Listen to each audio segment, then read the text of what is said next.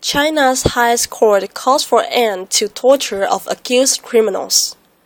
China's Supreme People's Court on Thursday called for an end to torture as a method of extracting confessions, a widespread practice in China's notoriously abusive legal system, ordering lower courts to exclude evidence obtained through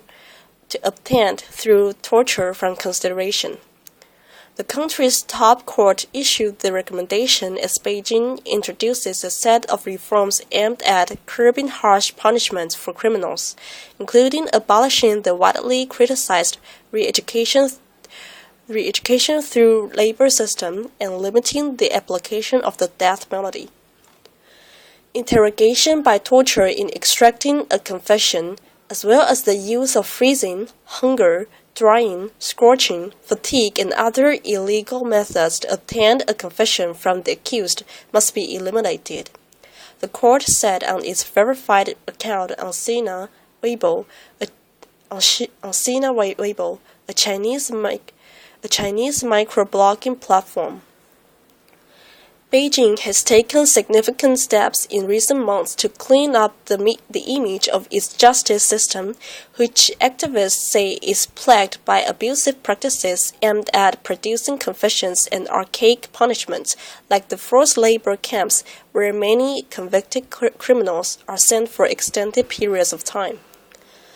The Supreme People's Court also presented more stringent guidelines for the death penalty, saying that only experienced judges should handle capital cases and adequate evidence must be furnished for conviction.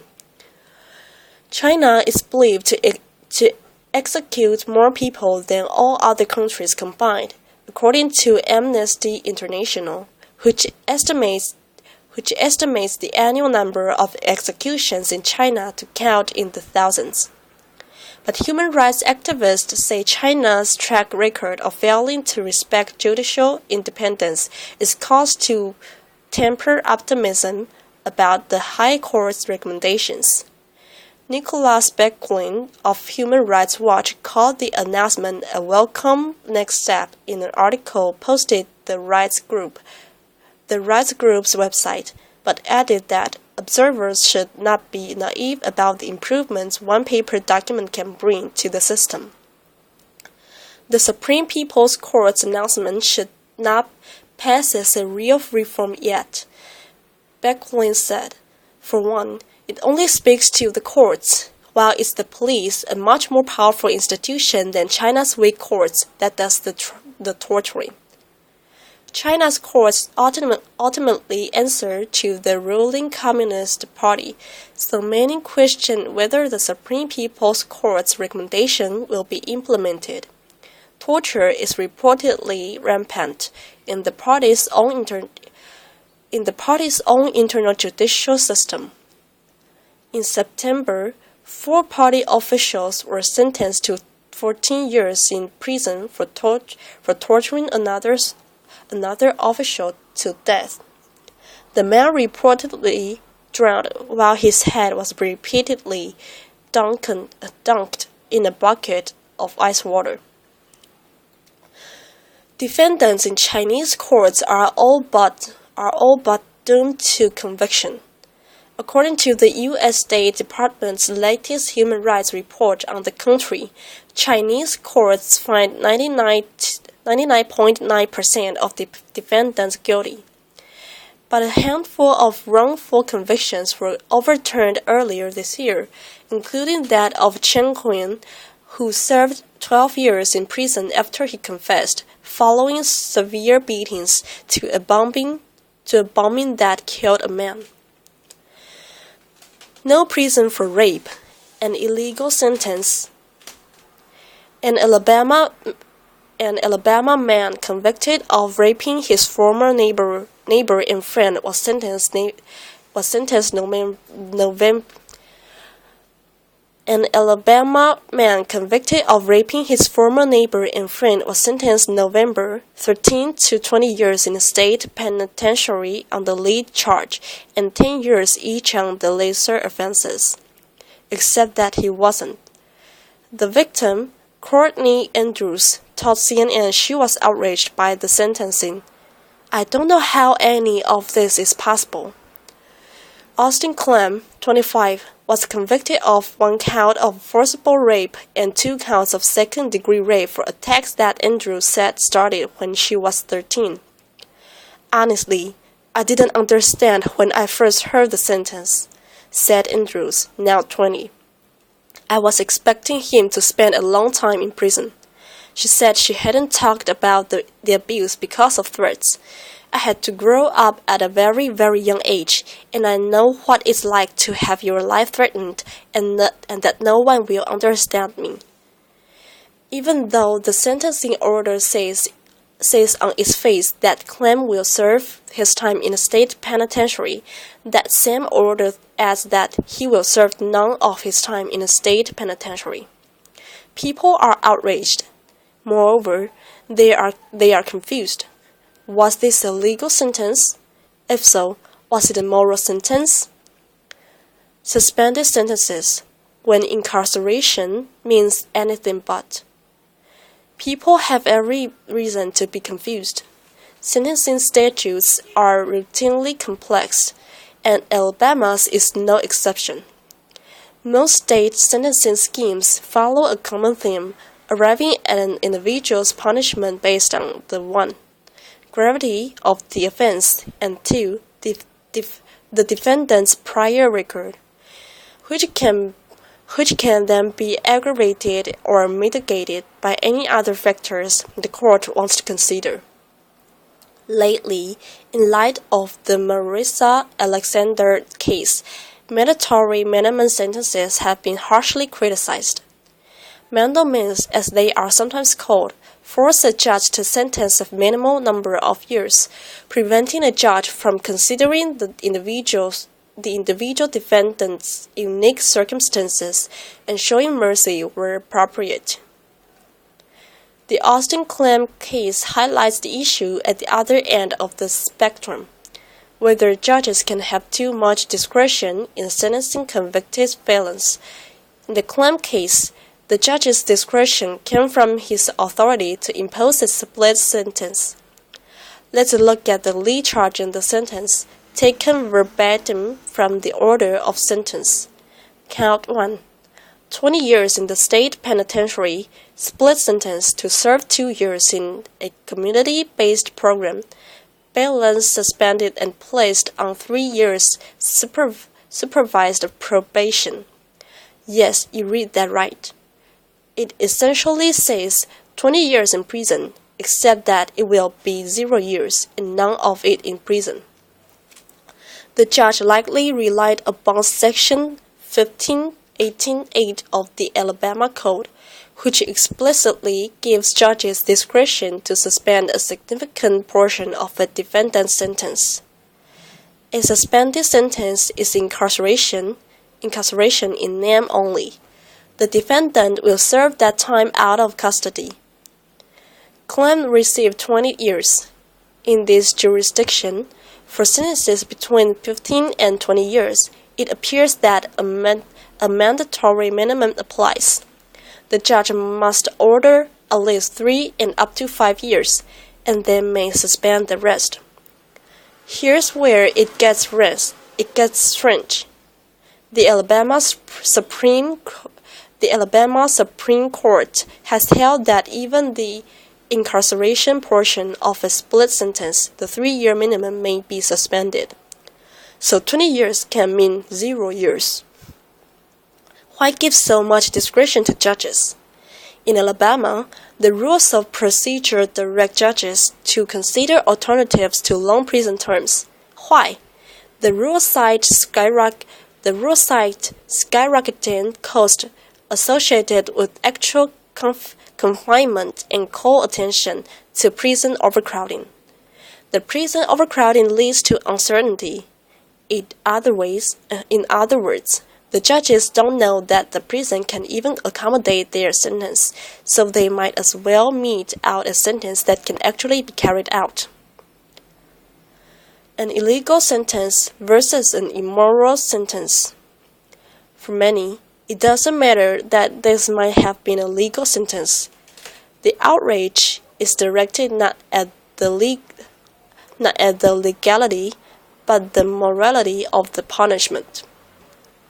Did the judge have a moral obligation to incarcerate Clem?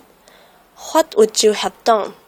Would you have given credence to the defense's argument that the sex was consensual? Is it more important to you as a judge that Clem get the counseling that sex offenders desperately need? Or is it more important that he be isolated from society? The idea of punishment for criminals is justified by a few different goals. Incarceration serves to quarantine criminals and protect the rest of us in society from them. Another goal of punishment is rehabilitation. Like it or not, most sex offenders will eventually serve their sentences and be back on the street. Given the risk of repeat offenses, rehabilitation of these felons could be the most critical factor in protecting society. But punishment also recognizes simple retribution as a goal. Retribution is the idea that punishment should, in theory, be equivalent to the crime. While retribution can also achieve vengeance, it serves a more practical purpose. A society that fails to punish offenders risks citizens taking matters into their own hands, which threatens the stability of the society itself. So, if you are a retribution-type judge, you would probably sentence Clem to long-term incarceration, even though the legislature has effectively taught you that because of overcrowding, he might not serve the whole sentence. If you are a rehabilitation-type judge, or you worry about Clem's dependence, you might do as this judge did, and focus on the rehabilitation with the idea that more progress can be made on the outside than on the inside. As long as the sentence is legal, as a judge, the choice is yours. Do you focus on retribution or rehabilitation? One thing is for certain, you may not agree with the judge's sentence in the Austin Clem case. Indeed, the prosecution in this case is not going gently into the good night. The prosecution has now asked an appeals court to fix what it calls an illegal sentence, claiming the judge had no authority to impose the 2-year minimum, and should have at least imposed the 3-year minimum. That appears to be a correct reading of the law. Of course, if the judge can suspend the entire sentence anyway, including the mandatory minimum, is it a distinction without a difference? The prosecution also claims that felons convicted of first-degree rape are excluded by law from community-based programs because rape is so fundamentally a crime of violence. If the judge misreads the law here, the prosecution may succeed. If so, the court will have to resentence Clem. But if the judge can still suspend the entire sentence, could Clem get an even better deal? If you can't accept it, then your beef is not only with the judge. Your beef is with the Alabama legislature and the Alabama courts that enacted not only the rules but wronged the justice system that it simply could not accommodate prison terms. Your beef is with the same prisons that don't have enough beds, leading to the crisis. Finally, your beef is with the Alabama Supreme Court, which sanctioned this practice. Because even if the sentence is ultimately legal, you may still conclude that it is an immoral one. Unfortunately, there is no appeals court for that. Japan volcano raises new island. A volcanic eruption has raised a new island in the seas to the far south of Tokyo, earthquakes experts say. Japan's Coast Guard and the country's meteorological agency said the island was about 660 feet in diameter and just off the coast of Nishinoshima, a small uninhabited island in Ogasawara chain, which is also known as the Bonin Islands. The 30-odd islands are 620 miles south of Tokyo and along with the rest of Japan are part of the seismically active Pacific Ring of Fire. The Coast Guard issued an advisory warning of heavy black smoke from the eruption. Television footage showed heavy smoke, ash and rocks exploding from the crater as steam billowed into the sky. Hiroshi Ito, a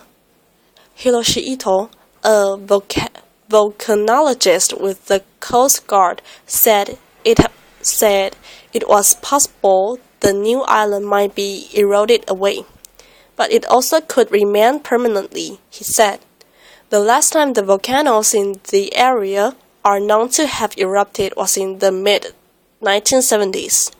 Much of the volcanic activity occurs under the sea, which extends thousands of meters deep along the Izu-Ogasawara Marianas Trench. Japan's chief government spokesman welcomed the news of yet another bit, however tiny, of new territory. This has happened before and in some cases the islands disappeared, Yoshihide Suga said when asked if the government was planning on naming the new island. If it becomes a full-fledged island, we would be happy to have more territory. The Japanese archipelago has thousands of islands. In some cases, they help anchor claims to wide expanses of ocean overlying potentially lucrative energy and mineral resources. Japan has plans to build port facilities and transplant fast-growing coal road fragments onto Okinotorishima to rocky outcroppings even further south of Tokyo to boost its claim in a territorial dispute with China. McDonald's apologizes for playing sex song in restaurants. The restaurant chain McDonald's has apologized to a grandfather and his toddler grandson after they were forced to listen to explicit rap music as they ate. A song by X-rated American rapper Ruka Ruka Ali was played in the Haverfordwest branch of McDonald's in Wales last week. Steve Davidson was having breakfast with 20-month-old grandson Charlie when the track "Only 17" was broadcast over the restaurant's sound system. The lyrics of the song talk about anal rape, underage sex, and prison violence. Mr. Davidson, a landlord who runs the Three Crowns pub in neighboring Milford Haven, described the lyrics as bordering on pornography. It certainly shouldn't be playing in a restaurant where they sell Happy Meals to children, he told the local Western Telegraph. The lyrics are disgusting. They are very explicit, not just a bit risque or a bit of swearing. It's not what you want while you are having your breakfast. You have to be over 18 to download it. For them to be playing it somewhere that attracts children is obviously a concern. A McDonald's spokesman said, "We offer our sincere apologies to Mr. Davidson for any offense caused by the music playing in our Haverford West store last Friday morning. The content and lyrics were wholly inappropriate and had no place in McDonald's." The previous evening, while the restaurant dining area had been closed to members of the public, an employee had connected their personal music player to the restaurant sound system while working the overnight shift. This music device was inadvertently left connected to the system when the restaurant reopened the following morning. Management have spoken to the crew member involved and reminded all employees about the policies in place and the reasons for them. McDonald's is a family-friendly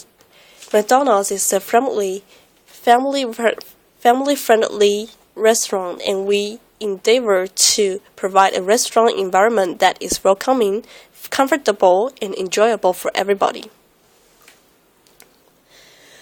The vast majority of our restaurants, including Haverford West, have external music providers dedicated to creating playlists that have been thoroughly screened for appropriateness of language and content. We apologize to Mr. Davidson for this isolated lapse in our rigorous standards. Tube to run 24-hour weekend service as hundreds of jobs are axed. London Underground is facing the threat of industrial action after announcing plans to cut 750 jobs and close every ticket office. Union leaders and opposition politicians attacked Mayor Boris Johnson over his vision for the future of the tube amid moves to launch an industrial action ballot. The mayor unveiled a series of initiatives, including a new 24-hour tube service at weekends, contactless bank card payment technology from next year, extended Wi-Fi coverage at underground stations, improved ticket machines, and staff based in ticket halls and on platforms rather than in ticket offices. The plans will lead to a reduction of around 750 jobs out of LU's current total of 18,000, which includes 5,500 station staff, with LU saying it was committed to delivering the reduction in operational staff numbers without any compulsory redundancies. The plans will deliver savings of around £50 million a year, or £270 million over the term of transport for London's business plan till 2020 or 2021. The Rail, Maritime and Transport Union warned of industrial action, adding that staffing levels will be decimated. General Secretary Bob Crow said, "The mayor must believe he is some sort of magician if he thinks he can slash jobs and still run safe services when everyone knows that staffing has already been cut to the bone, while passenger demand continues to rise." Throwing in the plan for nighttime operation at the weekends is just a smokescreen to try and camouflage the real issue, which is the savage cost to jobs, access, and safety. We will work with sister unions and the public to fight these plans, and that means using every campaigning, political and industrial tool at our disposal, and our executive will be looking at a timetable and a strategy for that campaign, including a ballot for industrial action. The mayor unveiled a tube map at Piccadilly Circus showing the lines which will run all-night services on Fridays and Saturdays, saying the move would boost the London economy. "We are getting staff to move from behind their glass to areas where they can help and communicate with customers. We are hopeful that our staff will see the massive benefits of what we are doing. For 150 years, the Tube has been the beating heart of London, its tunnels and tracks providing the arteries that have transported millions of people and helped to drive the development and economic growth of our great city. Now it is time to take the tube to the next level, and so far the first time in London's history, we will provide a regular 24-hour night service at weekends. This will not just boost jobs and our vibrant nighttime economy, it will further cement London's reputation as the best big city on the planet in which to live, work, visit, and invest, he said. London Underground Managing Director Mike Brown said, "People are at the heart of this vision, our customers and staff. My commitment to London is that all tube stations will continue to be staffed and controlled in future, with more staff visible and available to help customers buy the right ticket, plan their journey, and keep them safe and secure. We will continue to make the tube more accessible and provide assistance at stations for all our customers who need it.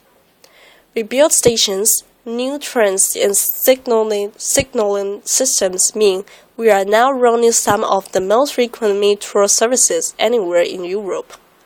To meet the challenge of London's growing population and development, we must continue to invest and deliver even more efficiently in future.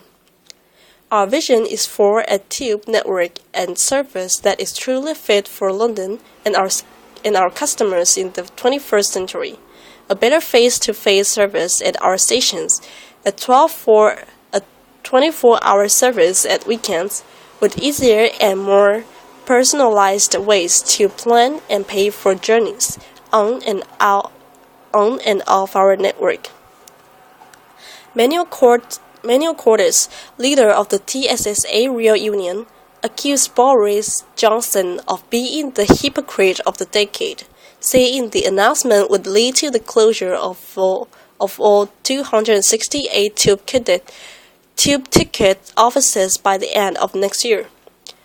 It beggars belief that the mayor, who was elected in 2008 on a pledge to keep open every ticket office, is now planning to close every single one, with all that means for safety and jobs. We shall be launching a joint campaign with Labour to reverse this decision, and we urge all Londoners to back this campaign to prevent Boris's long march to the leadership of the Tory party on the back of his lasting legacy of a second-class tube network. He will leave behind the most expensive tube in the world and one of the most badly supervised, with mobile station supervisors replacing permanent supervisors. Shuttle London Minister Sadiq Khan said, "The Mayor of London has today ripped up his manifesto promised to the people of London. As a result of his plans, Londoners will feel more anxious travelling at times when stations may be deserted." Colin Stambridge, Chief Executive of the London Chamber of Commerce, said, "London is a modern, global city, and it is only right that we should have a transport system that reflects this. We support the work that TfL has done in putting in place plans to extend the tube, which will further help us compete with other major cities."